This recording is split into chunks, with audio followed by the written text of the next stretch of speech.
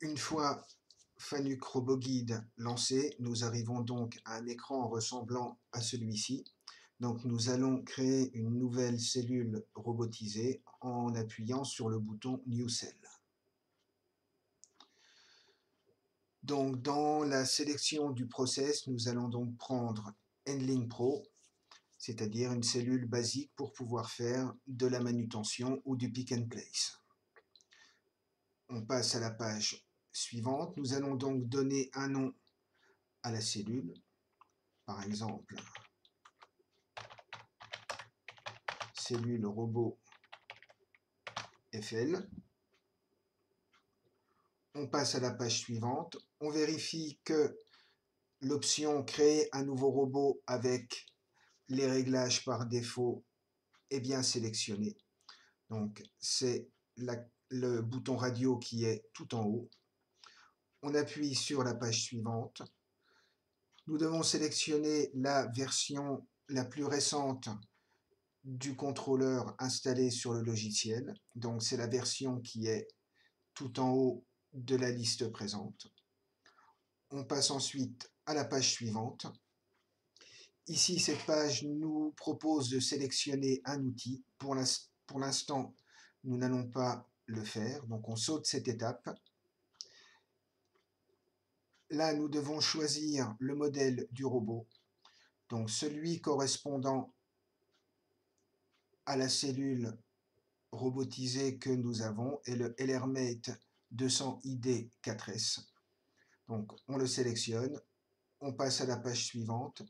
Nous n'avons pas besoin de sélectionner d'éléments supplémentaires, comme nous n'avons pas besoin de sélectionner des options sur le robot.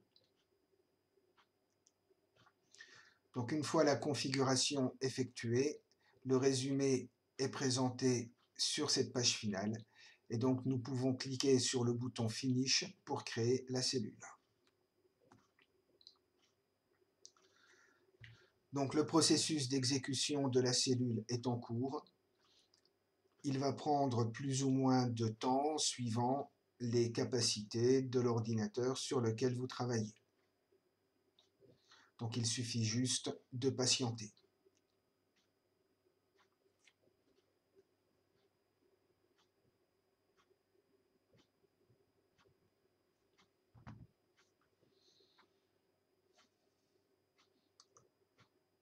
Donc il faut être patient.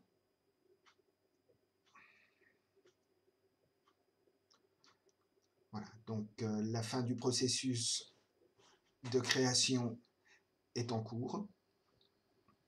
Donc nous pouvons voir le robot avec ses trois axes. Donc l'utilisation des boutons de la souris, le bouton de gauche va nous permettre de sélectionner des éléments. En appuyant sur la molette, nous allons pouvoir déplacer la vue en translation. En utilisant la molette, nous pouvons donc zoomer en avant ou en arrière.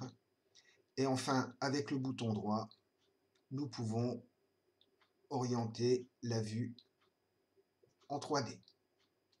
Donc la première étape de la création de la cellule est terminée.